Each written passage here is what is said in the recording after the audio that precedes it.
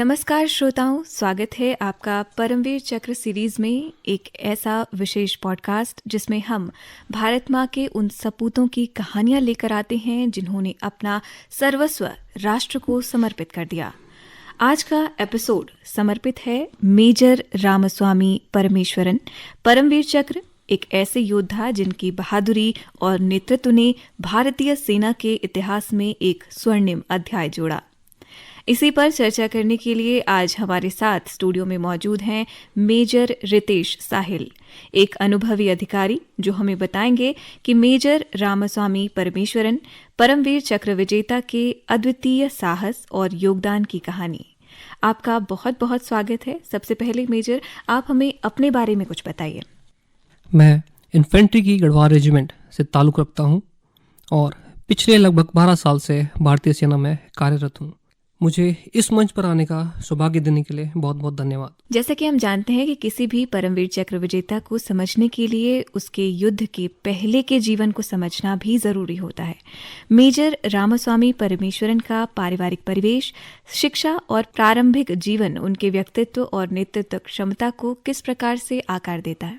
Major Ramaswamy Parameswaran का जीवन इस तथ्य का प्रमाण है कि असाधारण वीरता किसी एक क्षण में उत्पन्न नहीं होती, बल्कि ये वर्षों की संस्कारगत, बौद्धिक और नैतिक तैयारी का परिणाम है। उनका जन्म 13 सितंबर 1946 को बॉम्बे में हुआ। यह एक ऐसा समय था जब भारत स्वतंत्रता के बाद अपने संस्थानों और मूल्यों को आकार दे रहा था। वे एक शिक्षित तमिल ब्राह्मण परिवार से थे, जहां अनुशासन, आत्मसंयम और कर्तव्य को जीवन की मूल इकाइयों के रूप में देखा जाता था। उनकी प्रारंभिक शिक्षा SIES हाई स्कूल और आगे SIES कॉलेज से विज्ञान विषय में हुई।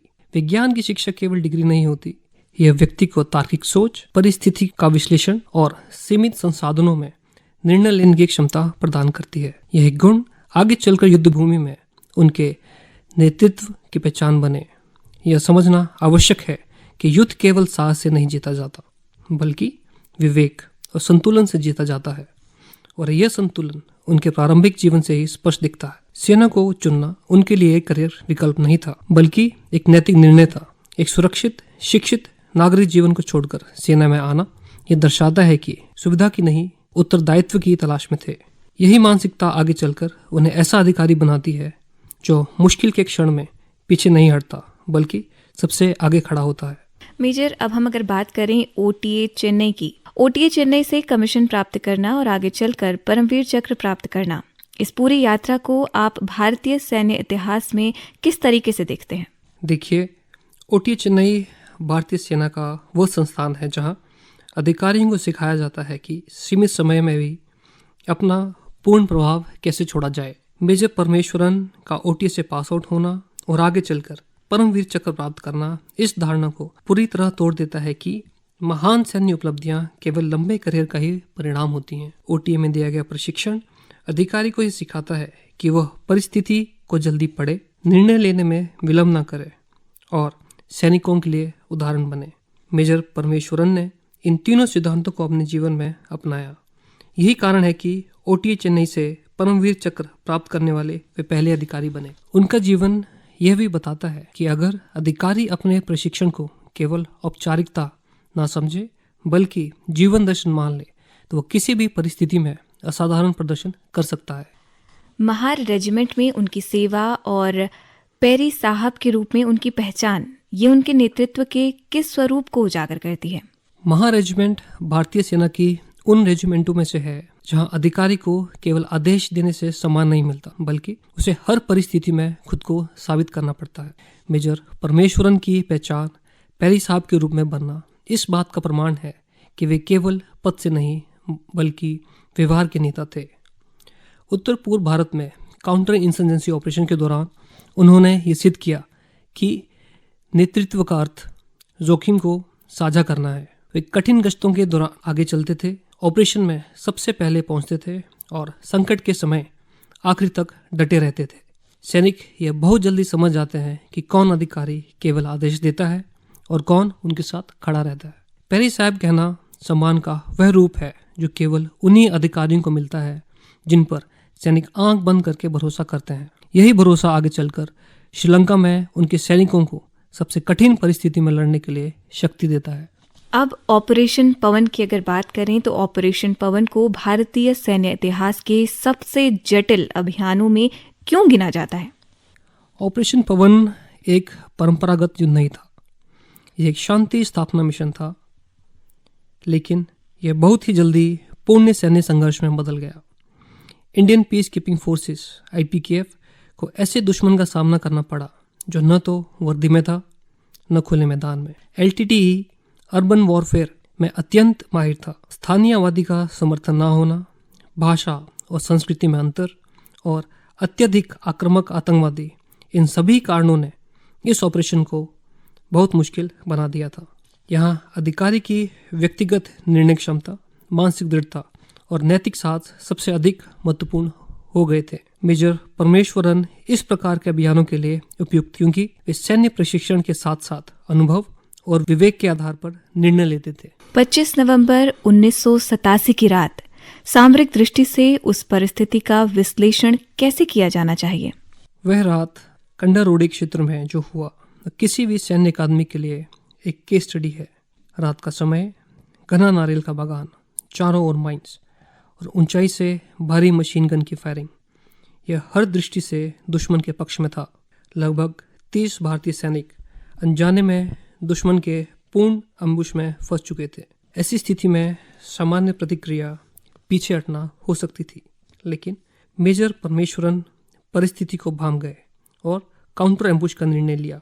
यह निर्णय केवल साहस ही नहीं, यह अनुभव, प्रशिक्षण और नेतृत्व को दर्शाता है। मेजर रामास्वामी परमेश्वरन को विशेष रूप से 8 महार बटालियन के साथ IPKF में क्यों चुना गया? उनके चयन के पीछे सेना किस प्रकार की प्रोफाइल देखती है? IPKF जैसे संवेदनशील और अनिश्चित अभियान के लिए किसी भी अधिकारी का चयन साधारण प्रक्रिया नहीं है। ऐसे अभियानों के लिए सेना केवल रैंक या सीनियरिटी नहीं देखती, बल्कि अधिकारी का स्वभाव, अनुभव, निर्णय क्षमता और संकट में व्यवहार को परखती है। मेजर रामास्वामी परमेश्वरन का चयन 8 महार बटालियन के साथ इसी कारण किया गया था। उत्तर पूर्व भारत में काउंटर इंसर्जेंसी ऑपरेशंस के दौरान उन्होंने ये साबित किया था कि वे केवल फाइलों तक सीमित नहीं हैं। वे ज़मीनी सच्चाइयों को समझते थे, सैनिकों की मन की स्थिति को पढ़ सकते थे और दबाव में भी संतुलन नहीं खोते थे। IPKF में जहां हर मिशन अनिश्चित था, वहां ऐसे ही अधिकारी की आवश्यकता थी। 8 महार बटालियन उन शुरुआती इकाइयों में से थी जिन्हें श्रीलंका भेजा गया था। इसका अर्थ यह था कि इन्हें न केवल लड़ना था, बल्कि भविष्य की दिशा भी तय करनी थी। मेजर परमेश्वरन जैसे अधिकारी ऐसे अभियानों के लिए आदर्श थे, क्योंकि वे नियमों के साथ साथ परिस्थितियों को समझते थे। उनका चयन इस बात का संकेत था कि उन्हें केवल एक अधिकारी नहीं, बल्कि विश्वसनीय नेतृत्वकर्ता मानती थी। यदि मेजर रामास्वामी परमेश्वरन के जीवन को एक विचार, एक सिद्धांत या एक पंक्ति में समेटना हो तो आप उसे कैसे परिभाषित करेंगे? मेजर रामास्वामी परमेश्वरन का जीवन किसी एक घटना, एक युद्ध या पुरस्कार तक सीमित नहीं है। उनका जीवन एक निरंतर संदेश है कि नेतृत्व पद से नहीं, आचरण से उत्पन्न होता है। वे उस परंपरा का प्रतिनिधित्व करते हैं जहां अधिकारी अपने सैनिकों से पहले स्वयं बलिदान के लिए तैयार रहता है। यदि एक पंक्ति में कहा जाए तो उनका जीवन यह कहता है, कमांड कभी छोड़ी नहीं जाती, चाहे जीवन स्वयं क्यों न छूट जाए। उनकी विरासत स्मारकों या नामकरण तक सीमित नहीं है। उनकी वास्तविक विरासत हर उस सैनिक में जीवित है जो कठिन परिस्थिति में भी अपने कर्तव्य से पीछे नहीं हटता। यही कारण है कि मेजर परमेश्वरन केवल इतिहास नहीं है, वे भारतीय सेना की चेतना है। श्रोताओं, आज हमने केवल एक परमवीर चक्र विजेता की कहानी नहीं सुनी, हमने नेतृत्व, कर्तव्य और सर्वोच्च बलिदान का दर्शन समझा। ये थे मेजर रामास्वामी परमेश्वरन, परमवीर चक्र विजेता और भारत के सैन्य इतिहास का अमर अध्याय। अगले एपिसोड में परमवीर चक्र सीरीज एक और अमर गाथा लेकर लौटेगी। तब तक के लिए जय हिंद।